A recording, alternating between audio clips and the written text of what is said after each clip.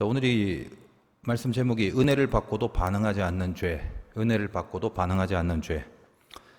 근데 일단 우리가 은혜를 받아도 그런 반응을 하지 않을 수도 있는가? 그 점을 한번 생각해 보시기 바랍니다. 반응하지 않는다라면 그건 혹시 은혜가 아닌 게 아닌가? 정말 은혜를 받았다면 이거 하나님 건데 그냥 뭔가 자동적으로 불가항력적으로 그것에 반응하고 행동하고 그래서 선택과 실천을 하게 되는 게 아닌가? 그게 진짜 은혜 받은 자의 모습이 아닌가? 뭐 그렇게 생각할 수도 있을 것입니다. 우리가 은혜를 이제 그렇게 절대적인 하나님의 간섭이나 힘으로 여겨서 우리의 구원이나 믿음도 이 은혜 때문에 가능하다고 들어왔기 때문에 사실 이제 은혜라는 말을 들으면 그냥 모든 것이 그 은혜대로 움직여지는 것 같은 그런 느낌을 받습니다. 뭐 어떤 점에서는 틀린 건 아닌데 문제는 뭐냐?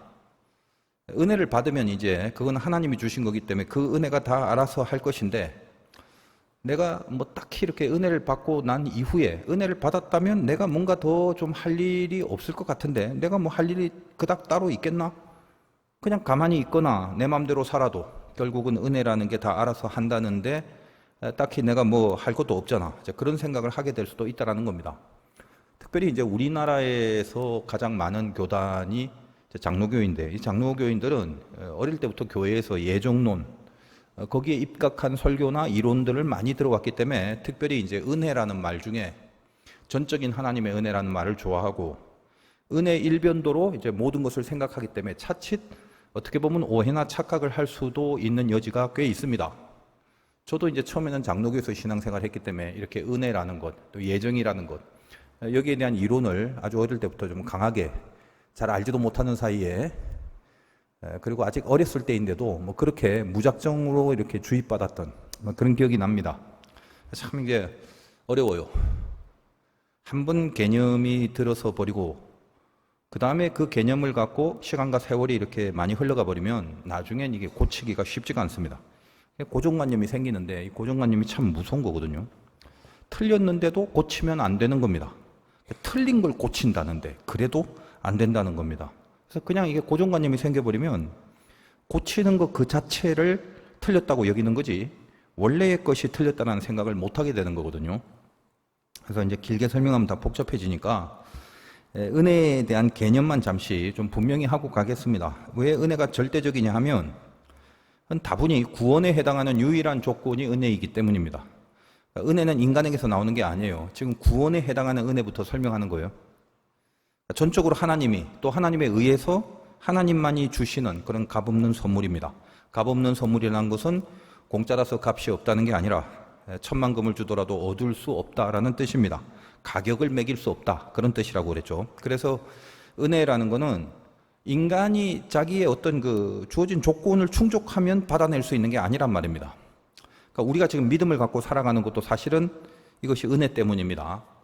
내가 무슨 도를 닦거나 혹은 뭐 깊은 명상을 하거나 아니면 열심히 공부를 해서 얻어낸 게 아닙니다. 우리 안에 믿음이라는 건 하나님이 주셔서 오로지 그 이유로 우리가 믿음이라는 선물을 받은 거거든요. 값없는 선물이죠. 내가 뭐 잘한 게 있어서 대가로 받은 그 선물이 아니라는 측면에서 값없는 선물입니다.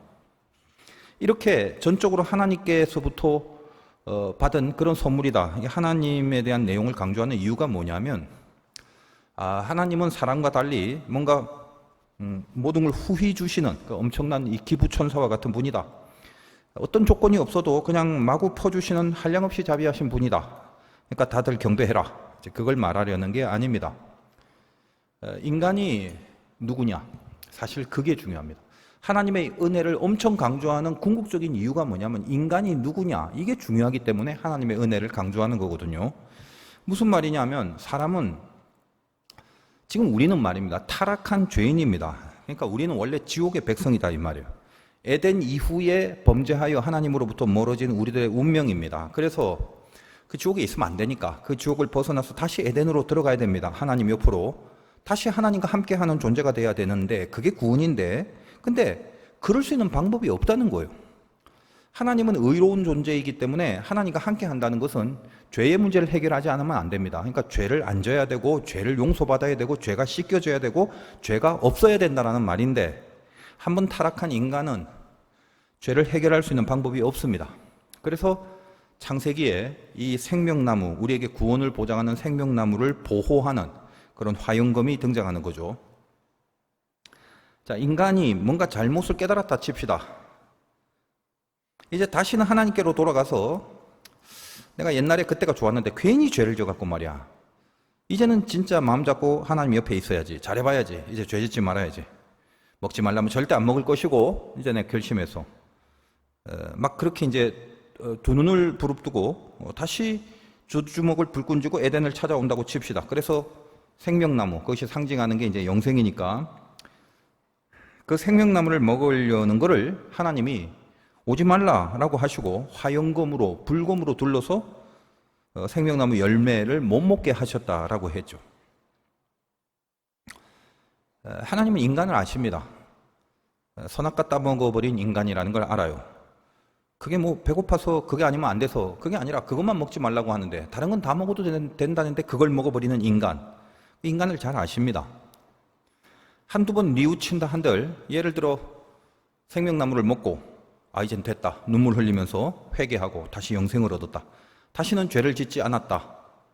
그리고 절대 죄의 길에 서지 않겠다. 뭐 이렇게 하면서 그렇게 에덴으로 돌아왔다 한들 사실 이제 우리가 우리를 봐도 자명하게 다 느끼고 깨닫고 알고 있습니다만 그 상태가 영원히 지속되거나 오래가지 않더라는 겁니다. 급기야 약간의 죄 정도가 아니라 먹지 말라고 말씀하신 선악과를 따먹어 버리듯이 생명나무도 지 맘대로 먹다가 버렸다가 다시 먹다가 그럴 것이 뻔하다라는 것을 하나님이 아시는 겁니다. 하나님이 뭐라 이야기를 해도 한번 하나님과 멀어져 원죄를 갖고 있는 타락한 인간의 실력과 수준이라는 게 어떻다라는 걸 하나님이 아시는 거죠.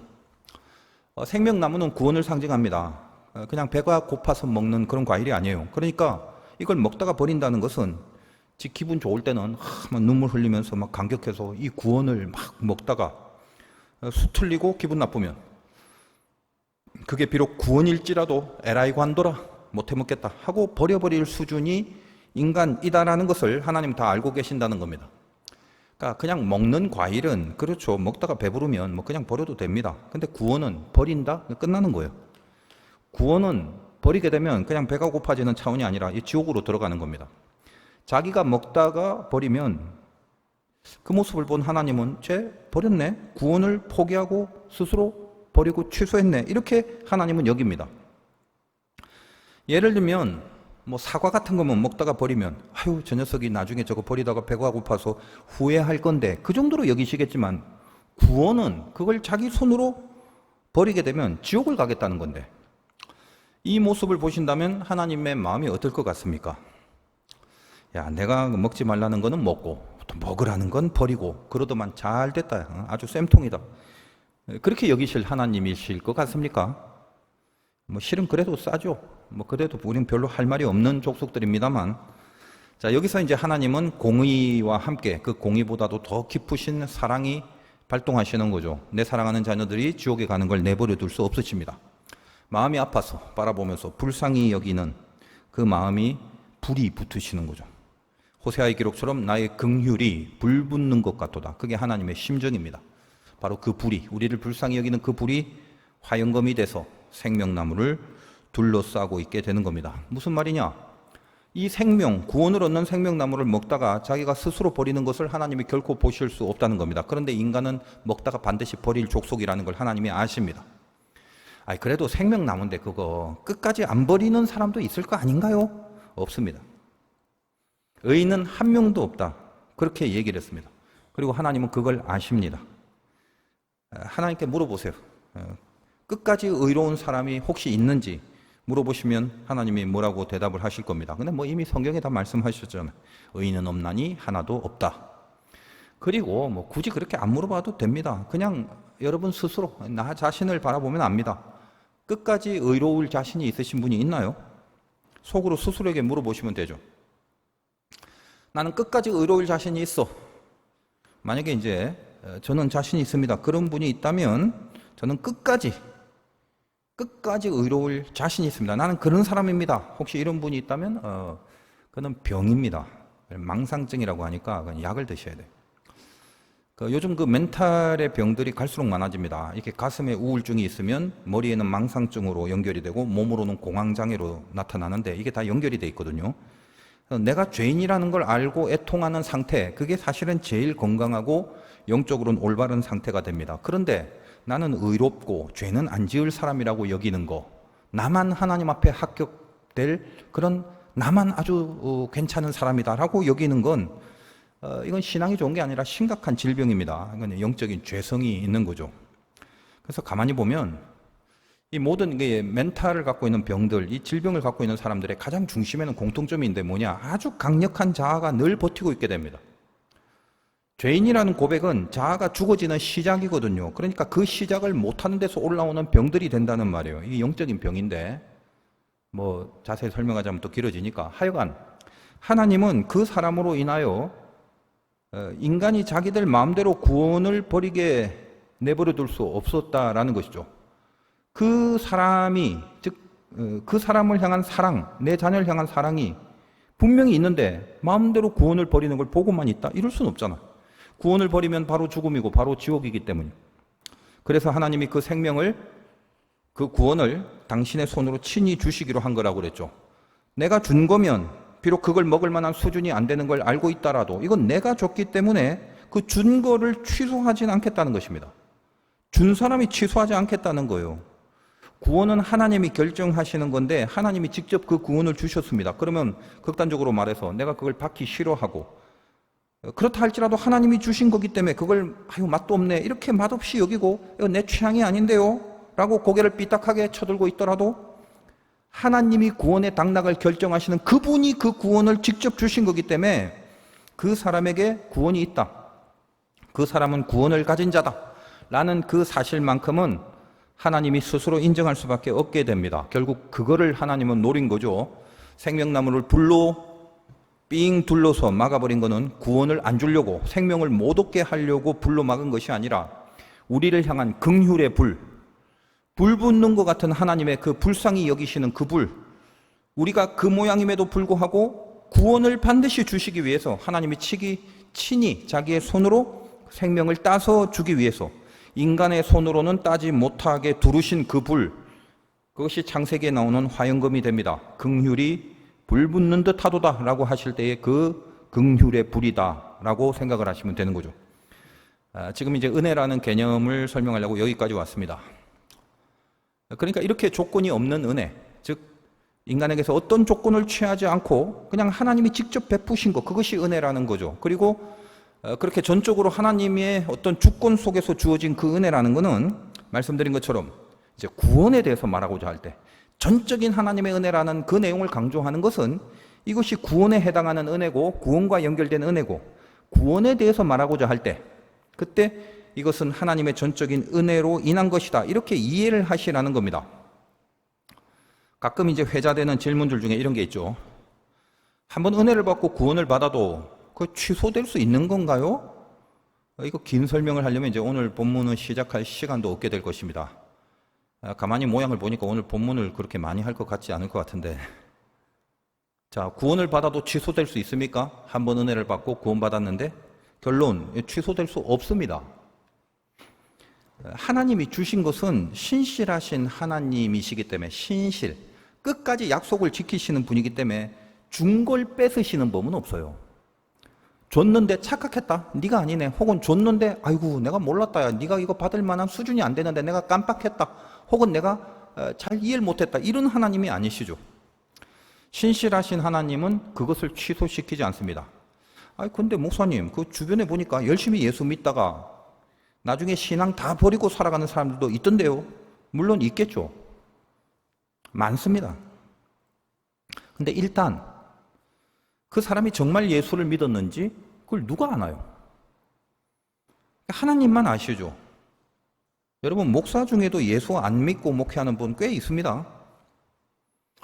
그러니까 핵심은 그겁니다. 정말 은혜를 받고 믿음이 생겨서 구원을 받은 자, 정말 은혜, 진짜 은혜를 받았다면 그 구원은 취소되지 않는다. 그것이 성경이 주는 진리입니다. 물론 취소되지 않는다고 해서 처음부터 끝까지 엄청나게 훌륭하고 잘 나가고 문제없고 죄 안 짓고 그런 인생이라는 말은 아닙니다. 중간중간 많은 실패를 할 수도 있어요. 그러나 아니 오히려 막 이리저리 더 방황하는 경우도 많습니다. 그러나 당장 그때 그 순간만 보면 예수 잘 믿다가 믿음 버리고 타락한 것 같아도 이게 진짜 은혜를 받은 그 존재라면 언젠가 돌아옵니다. 대신에 이제 무지하게 맞고 오겠죠. 누나를 뽑힐지언정 지옥에 안 보낸다라는 말씀을 이해를 하셔야 됩니다. 눈 뽑히고 팔다리 잘리고 오실 수도 있습니다. 왜냐하면 성경은 그렇게 육신의 껍데기는 사라져가지만 그 영혼이 불 속으로 들어가는 걸 그를 사랑하시는 하나님이 허용하지 않기 때문이죠. 그렇다고 해서 이것이 자만하라는 말이 아닙니다. 어떤 경우에 있어도 난 한번 은혜를 받았기 때문에 무조건 구원받았대, 그런 게 아니라, 그렇게 자만하라는 쪽으로 이 메시지와 진리가 있는 게 아니라 그만큼 인간에게서 어떤 인간 안에서의 가능성을 찾지 말라는 말이에요. 은혜 없이는 살 수가 없다라는 그 고백을 해야 한다는 말입니다. 그리고 인간이 어떤 다른 이들의 구원의 당락을 인간끼리 서로 평가하거나 심판하지 말자는 거예요. 그거는 하나님만 아십니다. 우리가 볼 때는 엄청 예수 잘 믿는 것 같은 사람이 전혀 은혜를 받지 못하고 그냥 은혜가 하나도 없는데 그냥 열심만 내고 살아가는 경우도 많습니다. 그러니까 다른 사람이 봤을 땐 굉장히 은혜 받은 것 같아요. 막 은혜가 넘치는 것 같아요. 우리끼리, 그러니까 여러분도 그래요. 우리끼리 저 사람 믿음 좋아, 뭐 예수 잘 믿어, 뭐 그런 걸 이렇게 평가하고 진단하지 말라는 거예요. 물론 이제 살다 보면 친하니까 대화도 해야 되고 수다도 떨어야 되고 뭐 그러다 보면 뭐 우리끼리는 어떤 사람에 대한 믿음에 대해서 뭐 논할 때가 있죠. 그 사람 예수 잘 믿어, 혹은 그 사람 예수 안 믿어. 그건 이제 그런 건 재미삼아 하시고요.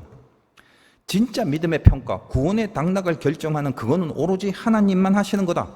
그 점을 분명히 알고 있으시라는 거예요. 그래서 정리를 하자면, 보통 이제 설교 마무리 부분에 정리를 해야 되는 건데 아직 시작도 안 했는데 벌써 마무리라고 하니까 이상합니다만, 첫 도입의 내용을 정리하는 겁니다. 아직 한참 남았는데 중간에 상태 보고 다음 시간으로 연결하든가 그럴 거니까. 날씨가 참 덥네요, 그죠?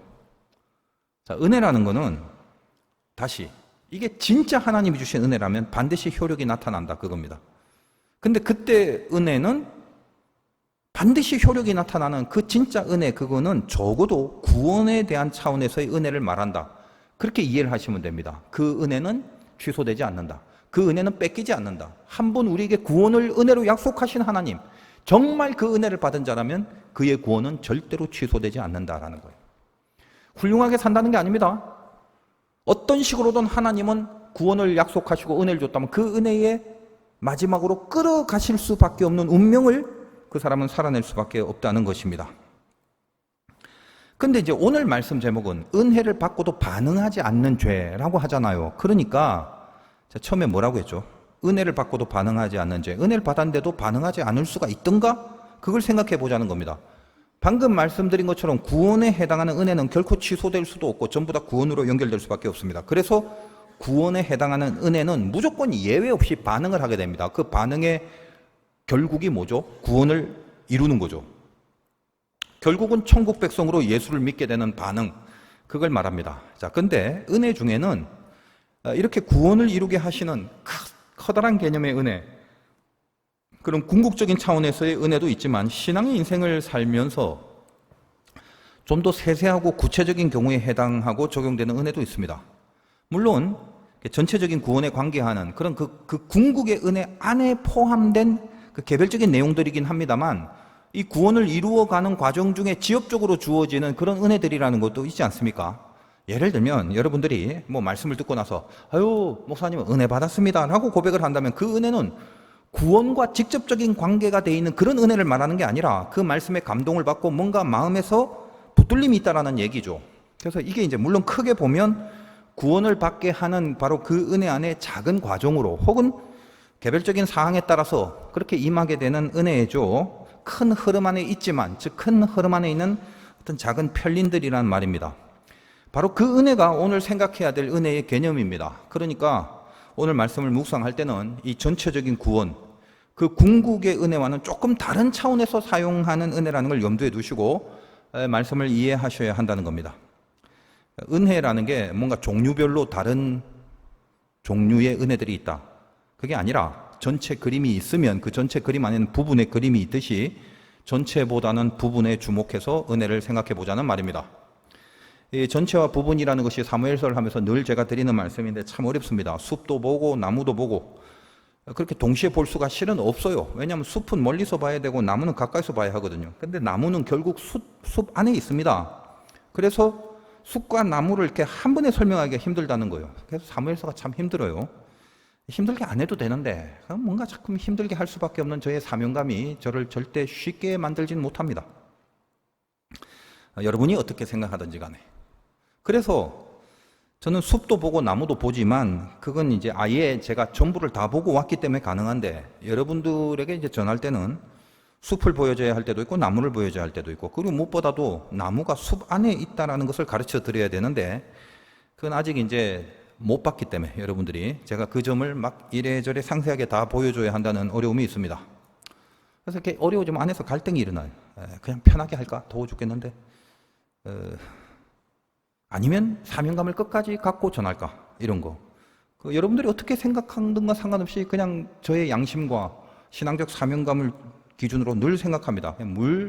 물론 이제 늘 그 사명감으로 기울어지는 승리를 하긴 합니다만 그래서 여러분이 좋은지 싫은지 그건 잘 모르겠습니다. 갈수록 저는 개인적으로 힘은 듭니다. 은혜라는 것을 전체와 부분으로 나누어서 설명을 해야 된다. 이 전제를 가지고 사무엘서도 그렇게 전체와 부분, 저의 표현으로 말하자면 망원경도 봤다가 현미경도 봤다가 동시에 가지고 살펴보는 작업을 해야 된다라는 거라고 말씀드렸죠. 그러면 이제 다시 생각을 해보겠습니다. 자, 은혜가 임했습니다. 이거는 구원에 해당하는 은혜가 아니라 뭔가 부분적이고 개별적인 은혜입니다. 그러면 진짜 은혜인 건 맞는데 맞다 하면 내가 그 은혜를 받았다 이 말입니다. 근데 그 은혜에 내가 그럼 반응을 안 할 수도 있는가? 그걸 생각해 보시라는 말이에요. 지금 이거는 부분의 은혜를 말하는 겁니다. 구원의 은혜가 아니라. 결론은 당연히 반응을 안 할 수 있다는 겁니다. 아니 은혜 받았다면서요. 근데 그 은혜에 반응이 안 된단 말인가요? 그 진짜 은혜 받은 거 맞나요? 은혜는 하나님이 주신 건데 그 은혜를 받고도 반응을 안 했다면 그건 진짜 은혜가 아닌 거 아닙니까? 그렇게 생각을 할 수가 있기 때문에 제가 이 긴 시간을 할애해서 이 은혜의 개념을 설명해 드린 겁니다. 망원경으로 보는 전체적 은혜, 구원에 해당하는 은혜가 아니라 이 현미경에 해당하는 은혜, 즉 구체적인 행위, 구체적인 실천에 해당하는 그 은혜를 말한다는 거예요. 진짜 은혜를 받았더라도 이 작은 부분의 은혜에서만큼은 얼마든지 반응하지 않을 수 있다는 겁니다. 그걸 성경은 죄로 보는 것입니다. 그 죄성을 지적하는 것이 오늘 메시지가 되는 것입니다. 저에게 이제 오랫동안 설교를 들으셨던 대다수의 성도님들은 제가 오랜 시간을 말씀을 전하다 보니까 문득문득 이제 메시지를 전하기 위해서 이용하는 뭐 간증, 사건들, 이게 저의 이야기들도 많이 들어가 있는데 처음 듣는 분들이나 초신자들은 그런 뭐 개인적인 이야기나 스토리를 이야기를 하면 뭔가 신선하고 또 깨달음도 크고 재미도 있고 뭐 그렇게 느껴진 내용들이지만 여러 번 들으신 분들은 제 이야기를 하면 거의 다 들었고 알아왔던 그런 내용들이라 굉장히 진부하거나 또 식상하게 여기실 겁니다. 그래서 이제는 이제 하도 오래 하다 보니까 우리 교회에서 설교를 할 때 좀 주저거리게 돼요. 이 메시지는 그 사건을 말해줘야 잘 이해가 될 건데 근데 그 사건에 대해서 어떤 저의 간증이나 스토리들을 여러 번 말씀드렸기 때문에 또 그 내용을 말씀드리기가 이제 별로 내켜지지가 않습니다. 그러면서 이제 안에 갈등이 좀 생기게 되더라고요. 제가 어떤 간증을 하거나 이야기를 전할 때 주어진 메시지를 분명하게 하고 깊이 있게 이해시키려는 도구로 사용을 할 뿐입니다. 근데 이 도구라도 여러 번 이걸 동일하게 사용을 하려면 좀 고민이 되더라고요. 이제 그만큼 뭔가 많은 거를 반복적으로 오래 했던 이게 세월이 된 거죠. 또 그러다가도 또 가만히 보면 그런 고민이 또 이게 저 혼자만의 고민인 경우도 많습니다. 실은 뭐 제가 여러 번 수십 번 말씀드려도 거의 다 또 기억을 못 하시고 들어도 늘 새롭게 여기시는 그런 분들이 많아요. 자, 이런 것들은 이제 소통의 곤란함인데 말했는데 다 잊어버리고 또 말해도 새롭게만 듣고 그런 것이 이제 그럼 나는 어느 장단에 맞춰야 되나 싶은 거예요. 제가 또 이래 보니까 시중에 보니까 뭐 목사님들 중에도 뭐 했던 말 또 하고 뭐 그 사건 뭐 그 간증 수십 번 수백 번 늘 했던 내용인데 그걸 또 하고 아예 이제 그 레파토리를 다 암기를 할 정도인데도 근데도 그걸 또 들어도 좋다고 말하시는 성도들이 많더라고요. 이 바닥이 참 신기해요. 그래서 참 신비해요. 그 은혜가 주는 그 색깔이라는 게 정말 신기합니다. 세상에서는 같은 영화 두세 번 보면 질려서 더 이상 안 보는데 말입니다. 제가 이제 돌아보면 처음으로 은혜라는 것을 이제 경험했을 때가 있었어요. 그때는 몰랐는데 지나고 보니 은혜였습니다. 이렇게 전제를 깐 얘기는 여러 번 했던 얘기 또 할 거다 이 말이죠. 저는 초등학교 때 부활이라는 단어를 몰라서 이제 국어시험을 틀린 적이 있다라고 했죠. 그 개념을 교회에서 가르쳐 준다라는 말을 듣고 이제 속은 거지. 인생 처음으로 제 발로 교회에 간 적이 있습니다. 그거는 이제 신앙생활 하려고 한 게 아니라 이제 초등학교 때 한 번 가본 거예요. 근데 제가 재미있게 늘 말씀드리는 것이 그래서 제가 만난 주님은 부활의 주님이었습니다 라고 했죠. 그 부활이란 단어를 가르쳐 준다는 말에 속아서 교회를 갔기 때문에 엄청 많이 말씀을 드린 내용인데도 또 뭐 신선하게 들리시는 분들도 있을 겁니다. 하여간 그때 그 시즌에 제가 부흥회 애들 부흥회 그걸 처음 참석했는데 그때 강사님이 쭉 얘기하다가 뭐 다른 성경 얘기는 뭔지도 모르겠고 밥 먹고 나서 엄마한테 감사하다라고 말하라고 했어요. 저는 살면서 그런 적이 한 번도 없었는데 이상하게 그 말이 가슴에 남아서 저를 괴롭히는 거예요. 집에 올 때까지. 집에 와서 저녁 밥상을 앞에 앉아 있는데도 먹는 거보다 다 먹고 감사합니다 해야 되는데 갈등을 하는 거예요. 해야 하는데 그 뭐죠? 은혜 받은 거예요. 그땐 그걸 몰랐어요. 말씀 앞에 반응을 해야 되기 때문에 반응을 하려는 의욕이 생긴 거잖아요. 생전 처음 그것도. 그게 은혜였어요 사실은. 은혜는 말씀을 실천하려는 의지가 생기는 걸 은혜라고 그럽니다. 큰 그림에서의 구원의 은혜가 아니라 그 안에 포함된 작은 그림에서의 은혜라는 겁니다. 그래서 분명히 은혜를 받았지만 저는 결국 그 말을 못했습니다. 즉 반응하지 않은 거죠. 그리고 제 방에 와서 그때 그 뭔지 모를 패배감, 졌다 싶은 불쾌감, 이걸 못하나라는 그 어떤 그 자괴감, 그것이 저를 참 속상하게 했습니다. 그거 생각하면 아직도 불쾌해요. 시커먼 게 있는 것 같아요. 지나고 보면 적어도 이제 실패는 했지만 어릴 때 이야기지만 은혜의 원리는 동일하거든요. 나이가 들어도 나름 그래도 뭔가 용하다라고 생각을 합니다. 은혜에 반응하지 못한 괴로움을 느끼고 있지 않습니까? 그 정도만 해도 좀 낫다는 거예요.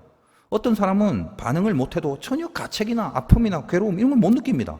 이건 더 못난 거죠. 실은 오늘 사울이 그러합니다. 제가 나중에 이제 서울에 고등학교 마치고 서울에 올라왔을 때 전철역에서 굉장히 불쌍한 사람을 도운 적이 있는데 당시 저는 밥도 못 먹고 사는 그런 시즌이었습니다. 어릴 때죠. 뭐 20살 때, 21살 때. 당시 누군가 밥 먹으라고 준 돈을 그 적선한 사람에게 다 준 적이 있어요. 그때 제가 그런 결단을 할 수 있었던 동기 중에 하나님의 말씀이 내 안에 들어왔는데 무시해도 되거든. 근데 사실 무시해도 내가 별로 죄책감이 없을 그런 형편과 처지였기 때문에 내가 갖고 있는 밥 한 끼를 못 먹는 내가 이 돈을 다 준다. 이거는 사실 힘든 거잖아요. 근데 그런 싸움이 걸려 있었을 때 제가 결국 거기다 이제 다 줍니다. 그 자체가 무슨 신앙적 행위라는 게 아니라 내 안에 걸려온 말씀과의 싸움을 지금 얘기하는 거예요. 근데 그때 어떤 동기부여의 근거가 뭐였냐면 그때 그 어릴 때 패배감, 그 아무것도 아닌 걸 하지 못하는 그 패배감이 지금 이걸 내가 못하면 동일하게 느껴질 것이다라는 이 어떤 이 거룩한 트라우마가 속에서 작동이 된 거예요. 그때 반응하지 못한 그 비참함, 이걸 내가 다시는 느끼고 싶지 않다라는 그런 절연한 각오가 동기가 되었던 겁니다. 처음 듣는 분이나 혹은 뭐 제가 다른 교회에서 이 설교를 한다면 여기에 연결된 이 해당된 스토리를 자세하게 말씀드리면 은혜가 될 것입니다만 우리끼리 이제 뭐 다 아시는 내용들이라 뭐 모르시는 분도 천지겠지만 제 생각에 그래서 제가 이제 그렇게 알고 있기 때문에 핵심만 지금 말씀을 드리는 겁니다.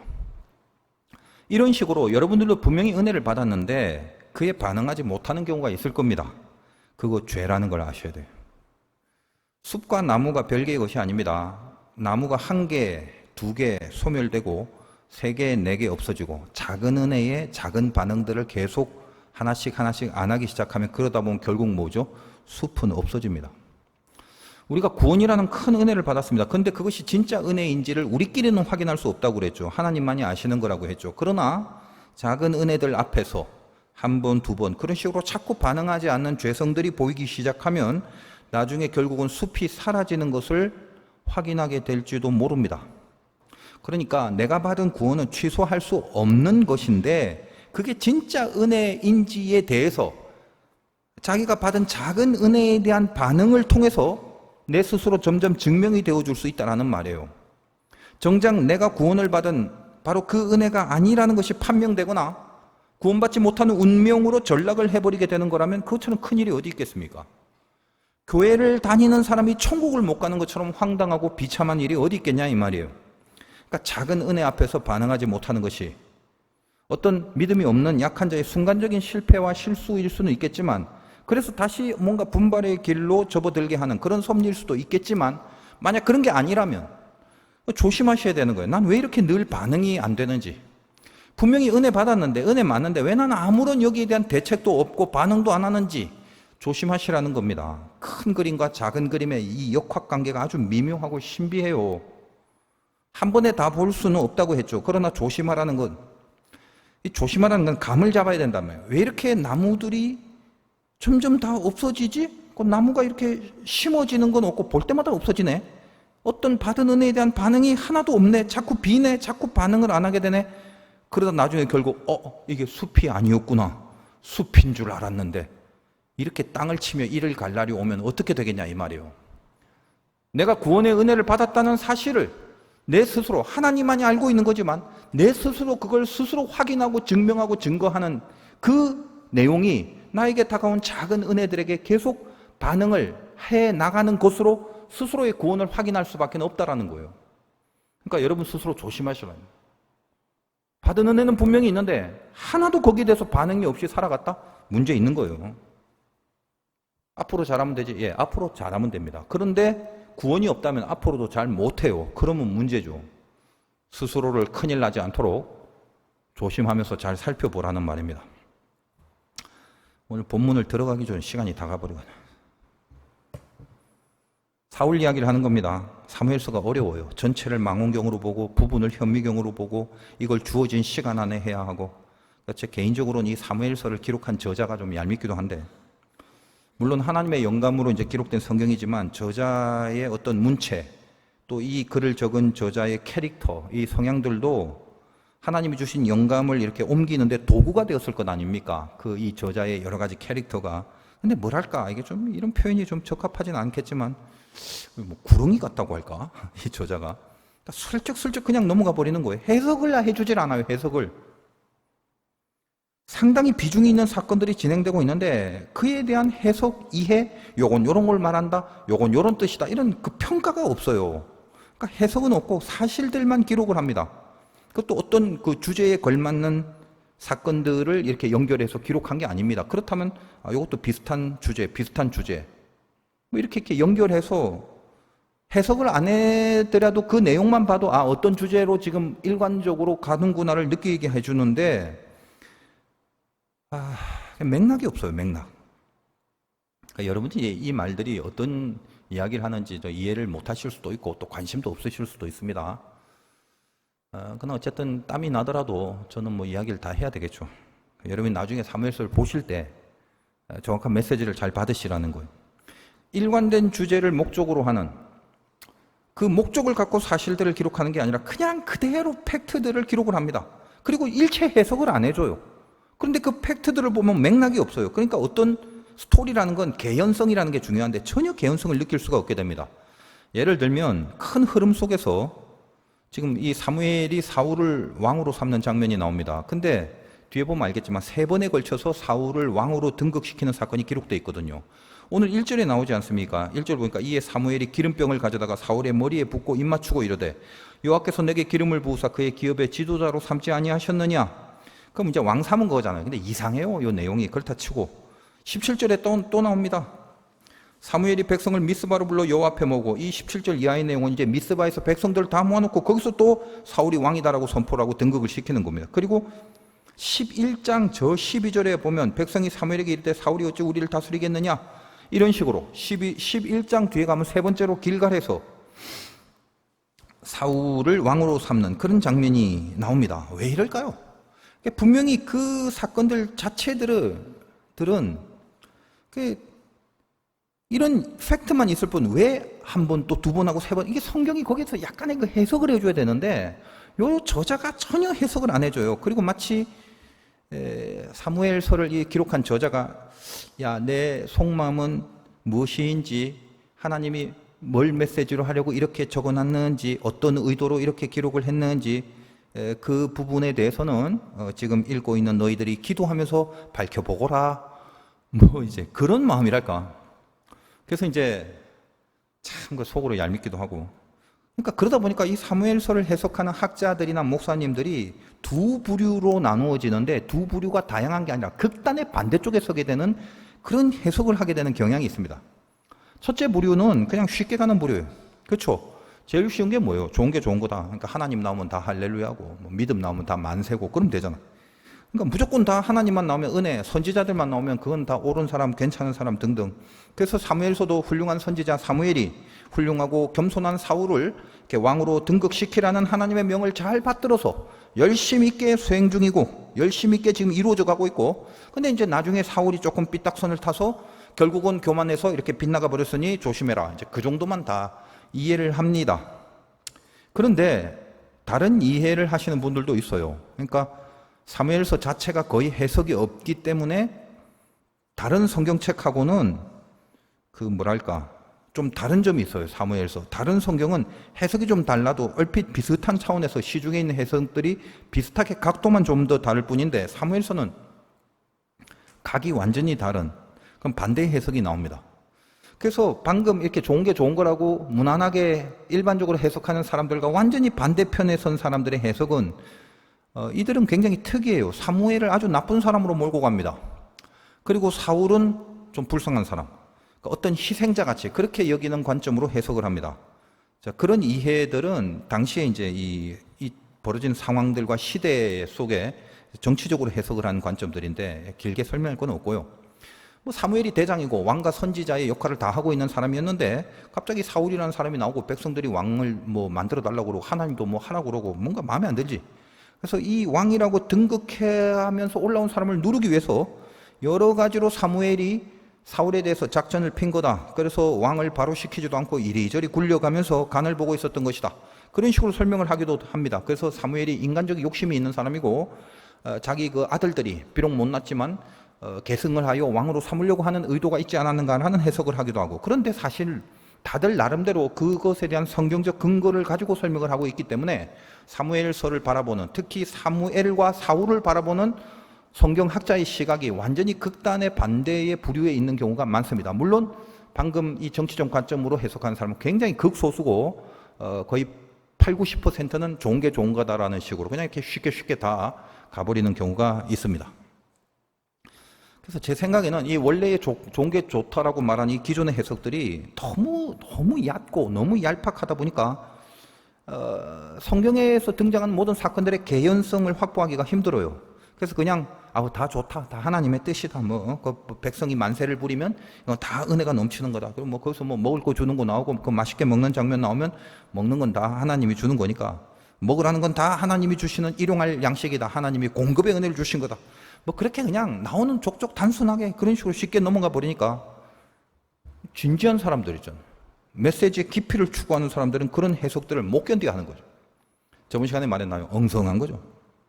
그래서 자꾸 개연성을 따지기 위해서 신학적인 작업을 하는 그런 작업들이 생겨나고, 그러다 보니까 적어도 다른 성경보다는 이 사무엘서에 대한 이 해석이 거의 이렇게 상반된 이해를 낳게 된 겁니다.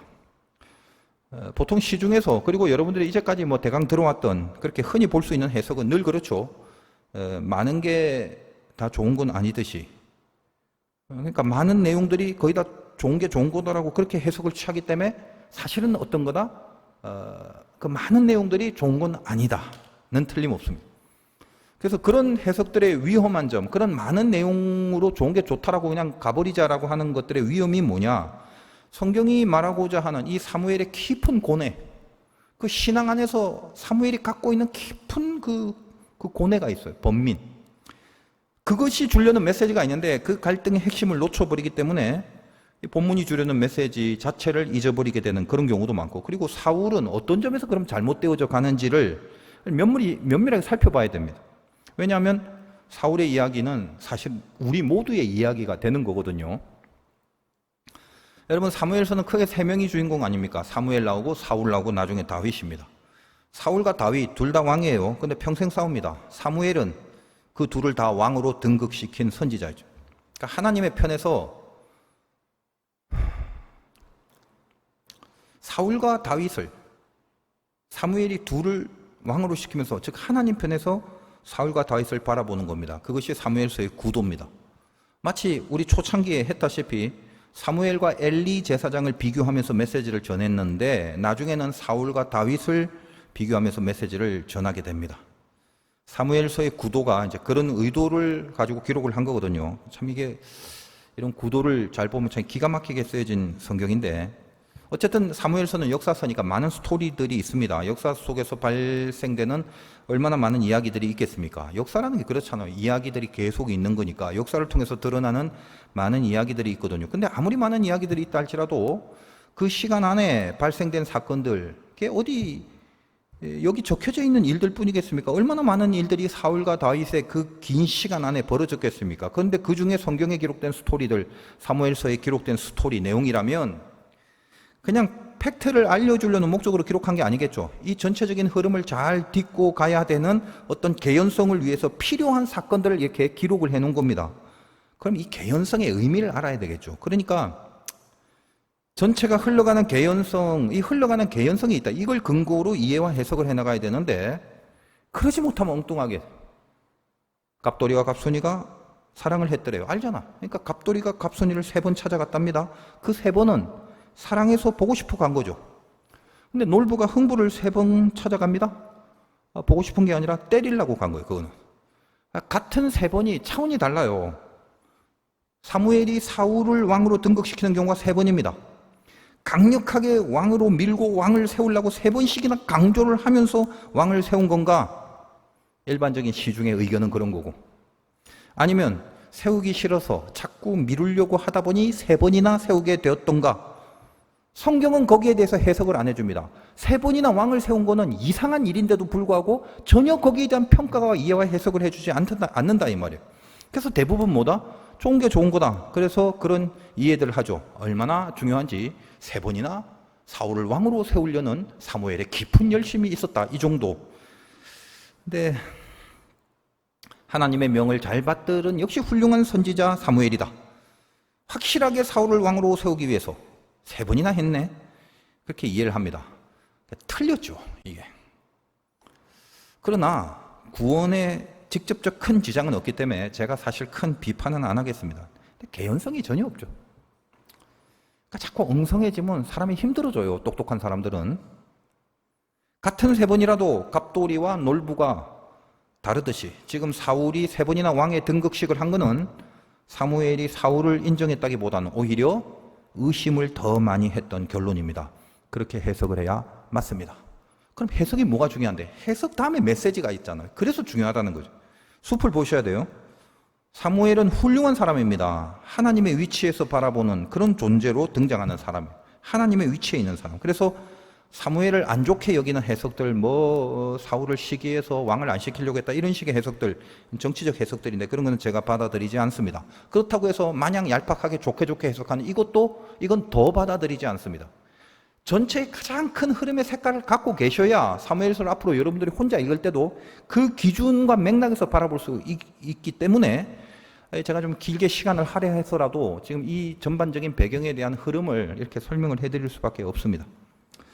다만 굉장히 사무엘은 하나님의 훌륭한 선지자임에도 사무엘이 이 사울에 대해서 뭔가 자꾸 이렇게 질질 끄는 듯한 혹은 못마땅하게 여기는 그 이유들은 사무엘이 자기보다 위에 있는 왕이 세워지는 걸 인간적으로 우려했다는 소수의 해석들이 틀렸고, 뭐가 정말 하나님의 뜻인가를 늘 고민하는 참된 선지자의 그 내성 때문에 사울을 계속 주시하고 살펴보는 사무엘의 모습이 신중했기 때문입니다.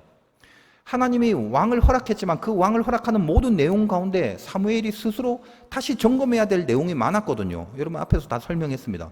하나님이 쉽게 아주 막 즐겁게 기쁘게 야 알았어, 왕 세워라, 왕이 있어야 된다, 왕은 좋은 존재야, 이런 식으로 말하지는 않았죠. 항상 이상하게 비판하고 부정적인 뉘앙스로 얘기를 하면서 허락을 했기 때문에 사무엘은 좀 더 깊은 진짜 하나님의 뜻이 뭔가를 신중하게 고민할 수밖에 없었던 선지자의 자리에 선 것입니다.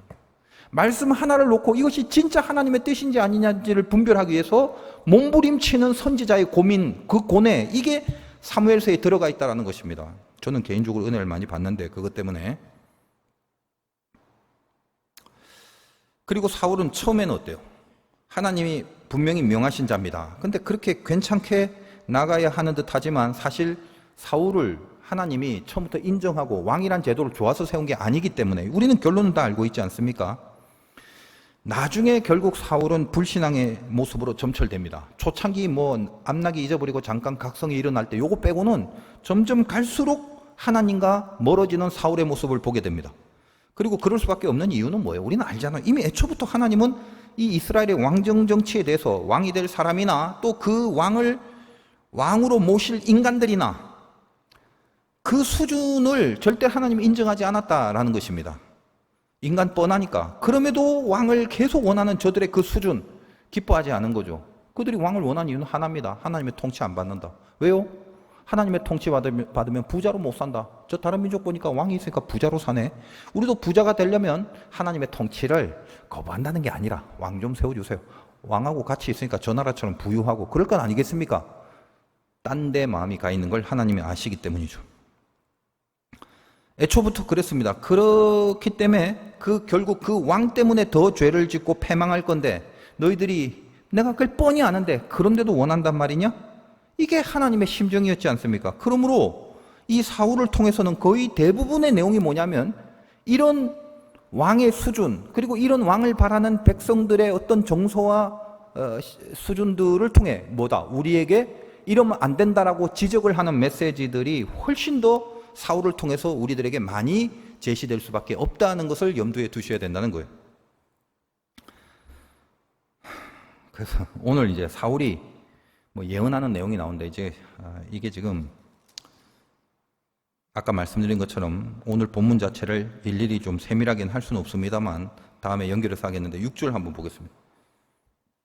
10장 6절. 그냥 6절만 보면 사울이 이 말을 들 때 하나님의 영에게 크게 감동되며 그의 노가 크게 아니다. 10장 6절이죠. 내게는 여호와의 영이 크게 임하리니 너도 그들과 함께 예언을 하고 변하여 새 사람이 되리라. 이 말만 보면 여기 좋은 단어들 다 나오잖아요. 여호와의 영이 임한다, 예언한다, 변하여 새 사람 된다. 이게 변하여 새 사람 된다 이런 말 얼마나 많이 찬양에도 있고 그렇잖아요. 얼핏 보면 이 부분을 전부 다 어떤 사울의 은혜로 여기고 하나님 편에 서 있는 것처럼 해석을 합니다만 실은 전체 맥락 속에서 보라는 거죠. 그 중요한 메시지가 뭔가요? 지금 이건 이제 세 번째 징조 중에 하나인데 사울에게 나타날 세 번째 징조를 사무엘이 예언을 하는데 그 중에 이제 세 번째 해당하는 건데 지금 요 자세한 걸 오늘 다 할 시간이 없어요. 이 6절 가운데 중요한 메시지가 뭐냐? 받은 은혜에도 지금 반응하지 않는 죄성을 나타내고 있는 사건이 된다는 걸 이해하셔야 됩니다. 이 말 지금 이해가 안 되죠. 선뜻 이해가 안 되는데 그러시겠지만 다시 전체 맥락을 잡고 그 배경과 흐름 안에서 이 작은 것들을 좀 이해하실 수 있길 바랍니다. 다시 보면 1절에 뭐라고 했어요? 기름을 붓잖아요. 근데 그 멘트를 잘 한번 보세요. 10장 1절부터. 지금 달랑 2명 있어요. 사울과 사무엘. 적어도 백성의 왕을 세우는 일에 2명만 있습니다. 일부러 사왕까지 저 멀리 보내고. 이상하죠? 그리고 사무엘의 멘트를 보면은 기름을 붓고 나서 여호와께서 내게 기름을 부으사 그의 기업의 지도자로 삼지 아니하셨느냐 이 말을 풀어 하면 그겁니다. 사울에게 기름을 붓고 나서 사무엘이 야 사울아 하나님이 너한테 뭐라고 하셨는지 알지? 하나님이 너를 이 기업의 지도자로 삼았잖아. 네가 바로 그런 사람이라고 그런 말입니다. 그 말은 속으로 뭐다? 넌 아직 왕은 아니야 그런 의미가 됩니다. 여기 그 지도자라는 말은 멜렉이라는 왕이라는 단어를 안 썼어요. 나기드 이 말은 지도자란 말이에요. 그러니까 하나님이 기름을 부었는데도 너는 왕으로 안 부릅니다. 이게 이상한 거다 이 말이에요. 이게 그러니까 사무엘은 사울에게 기름을 부으면서도 뭔가 왕의 자리라는 것을 확정하거나 그것을 인정하거나 이러지 않습니다. 그냥 지도자 정도의 차원에서 기름을 붓는다. 야 하나님도 너를 지도자로 삼았지 않냐. 은근히 왕으로 결정하지 않는 거예요. 여기에 들어가 있는 하나님의 뜻이 무엇인지 아직 선명하게 와닿지 않았던 것입니다. 그리고 나서 사울에게 3가지 징조를 예언합니다. 앞으로 이런 일이 있을 거다. 앞으로 당할 일을 미리 예언함으로써 이 모든 징조들을 통해서 하나님이 즉 사울을 왕으로 삼는다는 사실에 대해서 뭔가 확증을 구하려고 하는 겁니다. 이 징조에 대한 이야기들도 나름 의미들이 있는데 이 징조에 대한 해석을 잘하고 있는 부분이 없어요. 근데 이게 오늘 설명할 내용이 아닙니다. 지금 사실 끝내야 될 시간인데 다음 시간에 연결된 본문과 함께 이제 다루기로 하겠습니다. 오늘은 좀 핵심만 좀 봅시다. 일단 이 세 가지 징조에 보면은 라헬의 묘실 곁에서 두 사람을 만납니다. 자, 그 다음에 이제 세 사람을 만납니다. 그 다음에 무리들을 만납니다. 오늘 여기에만 초점을, 두 사람 만나고 세 사람 만나고 무리들을 만나요.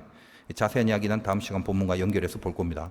지금 2명에서 3명에서 무리로 이렇게 사울을 계속 만나게 하는 것은 사울의 객관적인 이 왕의 위치에 대해서 그 흐름을 진단하려는 사무엘의 의도인데 뭐 다른 설명 생략하고 다음 시간에 자세히 보겠습니다만, 다만 아까 본 마지막에 여호와의 영이 임해서 그들과 함께 예언을 하고 변하여 새 사람이 된다고 합니다. 이런 표현 속에서 굉장히 긍정적으로 아우 이제 뭔가 사울이 변하여 새 사람, 좋은 사람 되는구나라고 생각을 하겠지만 이게 참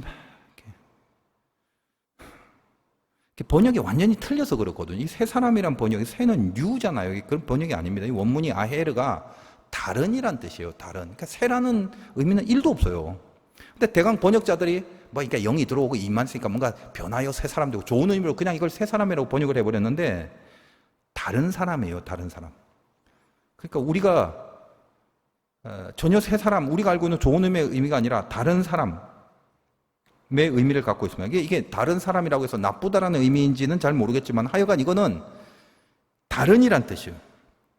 구조를 보면 다음 시간에 하겠지만 그가 사무엘에게서 떠나서 몸을 돌이킬 때 하나님이 새 마음을 주셨고 여기도 새 나오죠. 이것도 다른이란 뜻이에요. 아헤르라는 말. 그러니까 번역을 좀 잘해야 되겠죠. 다른 마음을 주셨다는 거예요. 뭔지 몰라도 뉘앙스가 있어요. 여기에. 그리고 여기 5절에 보면 그 후에 네가 하나님의 산에 이제 떡 두 덩어리를 받은, 즉 처음에 두 사람 만나고 그 다음에 세 사람 만나잖아요. 세 사람 만나는 징조 안에 들어가 있는 내용인데 하나님의 산에 이르리니 그곳에 블레셋 사람들의 영문이 있느니라. 그러니까 블레셋 사람이 있는 그 진으로 수비대를 말하는데 이 블레셋 사람의 영문은 당시 어떤 사사 하나님의 사람들이 세워질 때 전형적인 모습이 그거거든요. 이방 민족이 괴롭히고 사사기 보면 있잖아요. 하나님의 사람이 세워지고 그 하나님의 사람이 이방 민족을 점령하고 공격하고 이런 겁니다. 이런 패턴이에요. 그러니까 블레셋에 있는 수비대로 가라라고 이야기를 합니다. 근데 이 이야기는 사실은 9장 16절 앞에 나서 9장 16절을 보면 내일 이맘때에 내가 베냐민 땅에서 한 사람을 내게 보내 너는 그름을 입어서 백성 지도자로 삼으라. 그가 내 백성을 블레셋 사람들 손에서 구원하리라. 그러니까 사사를 세울 때 패턴과 아주 동일하죠. 하나님이 이 사울을 통해서 블레셋을 쳐부숴라. 그리고 쳐부숴야 되는 거예요. 실은 그렇게 되면 사울이 왕이 된다는 것은, 왕이라는 것은 그 민족적 개념이에요. 사사는 지방의 개념이지만 왕은 전체의 대표이기 때문에 지방이나 부분을 다스린 사사 정도가 아니라 나라를 다스릴 왕입니다. 그래서 그 첫 미션이 블레셋에서 이스라엘을 구원하는 거예요. 많은 지금까지의 사사들이 그 패턴을 취해왔듯이. 그래서 블레셋의 영문, 즉 수비대가 있는 곳으로 갑니다. 그렇게 가라고 했잖아요. 그리고 오늘 본문 8절에 보면 이렇게 이야기를 합니다. 사무엘이 너는 나보다 앞서 길갈로 내려갈. 길갈은 이 블레셋의 수비대와 싸울 수 있는 지역을 말하는데 내가 네게로 내려가 번제와 화목제를 드리려니 내가 내게 가서 행할 것을 가르칠 때까지 7일 동안 기다리라. 어떤 제사를 드리기 전에 너한테 가르쳐 줄 게 있는데 그거를 내가 갈 때까지 기다려. 그 옵션을 딱 걸어둡니다. 여러분 이거 좀 유명한 것인데 그죠? 그러니까 길갈에서 기다리라고 했는데 블레셋까지 전투를 해서 기다리고 했는데 이 부분이 우리가 그 잘 알고 있는 제사장을 기다리지 못하는 사울의 죄성과 연결이 됩니다. 그 13장을 봅니다. 한 장 넘기면 13장 8절과 연결이 돼요. 13장 8절에 사울은 사무엘이 정한 기한대로 이레 동안을 기다렸으나 아까 7일 기다리라고 했잖아. 사무엘이 길갈로 오지 아니하며 백성이 사울에게서 흩어지는지라. 그 모습을 보고 번제와 화목제를 취하고 자기가 그냥 제사를 드려보는 이런 우를 범하는 겁니다. 우리가 이 사건은 유명하잖아요. 사울의 범죄 중에. 근데 이제 오늘 말씀의 어떤 결론이 그거죠. 사울은 하나님의 영이 임하였는데도 그리고 그 징조와 그 말씀이 그대로 지금 떨어지고 있는데도 블레셋으로 그럼 가야 되는데 블레셋으로 가지 않고 엉뚱한데 산당에 가요. 10장 13절 보면 다음 시간에 나오겠지만 사울이 예언하기를 마치고 산당으로 가니라. 길갈로 안 가요. 이 말이 뭡니까? 그러니까 받은 은혜가 있는데, 그럼 은혜 갖고 가라고 한 블레셋으로 가야 되는데, 그것이 사사, 지도자가 세워지는 전형적인 코스웍인데, 거기에 그 받은 은혜에 대한 반응을 안 합니다. 길갈로 먼저 가라고 했는데 가지도 않고, 나중에 13장에 쯤 돼서 길갈에 갔을 때도 사무엘이 말한 내용, 너희가 어쨌든 길갈에 가게 되면 7일 동안 날 기다려 분명히 얘기했는데, 그 당시에 즉시 가지도 않았으며, 나중에 길갈에 갔다 할지라도 지금 안 기다렸잖아. 아까 읽은 것처럼 13장에 그 사무엘이 말한 내용을 안 따르겠다는 겁니다. 그래서 오늘 거기에 대한 힌트가 10장 9절에 보면, 10장 9절, 그가 사무엘에게서 떠나려고 몸을 돌이킬 때, 우리가 얼핏 생각해 보면 어디 다른 데로 가려면 몸을 돌이켜야 된다는 표현 같지만, 이것이 주는 원어적 표현이 달라요. 이건 뭐냐면 몸의 방향을 바꾸는 게 아니라 사무엘의 말에서 떠났다는 뜻이거든요, 이게. 그러니까 이런 연유로 인해서 하나님은 왕을 싫어하죠. 여기서 사무엘은 하나님을 대표하는 하나의 상징인데, 거기서부터 마음을 떠서 돌이켰다라는 거예요. 그러니까 안 따른다라는 겁니다. 제도가 중요한 게 아니라 인간이 순종하지 않은 존재라는 걸 하나님이 아셨기 때문이죠. 이 사무엘서에서 사무엘의 말을 안 따른다라는 것은 하나님의 명을 안 따른다라는 것에 대한 간접적 사실이 됩니다. 이게 다 연결이 되어 있는 내용들이라서 지금 제가 이렇게 부분 잘라서 말씀을 전하기가 굉장히 어려워요. 다음 시간에 연결해서 말씀을 전하겠습니다만, 또 일주일이 지나면 다 잊어버릴 것이고, 그럼 또 노파심에 또 반복을 하게 되고, 그럼 또 시간이 또 길어질 것이고, 하여간 잘 복습을 하고 오셔서 다음번에는 바로 그냥 연결해서 이 말씀을 드리겠습니다. 오늘은 이런 전반적인 전제에 대한 맥락을 좀 가지시는 게 중요하고, 우리가 붙들어야 될 메시지를 뭔가 분명히 하고 기도를 했으면 좋겠습니다. 우리는 은혜를 받았습니다. 그러면 반응을 해야 합니다.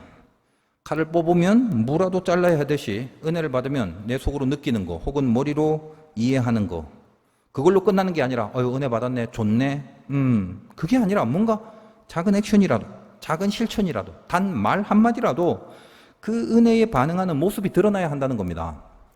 전혀 그런 은혜에 반응이 없다면 나중에 결국 뭐다? 전체가 다 사라져버리는 우를 범할 수도 있고, 자기가 하나님의 사람이라는, 은혜 받은 사람이라는 자기 증명을 못하게 된다면 결국 내 운명은 처음부터 아닌 것이 아니었냐라는 그런 위기감과 긴장을 하실 수 있어야 된다라는 거죠. 어쩌면 우리는 수없이 많은 은혜를 지금 계속적으로 받으면서도 한 번도 내가 받은 은혜에 대한 구체적 반응이 없이 살아왔던 것이 아닌가, 그런 자기 자신을 잘 돌아보시기를 바라고, 오늘 기도할 때 은혜를 감사합니다. 그 은혜 앞에서 움직일 수 있는 결단과 실천을 할 수 있는 영역을 주옵소서, 그렇게 기도를 하셔야 하는 겁니다. 승리하시기를 주님의 이름으로 축원드립니다.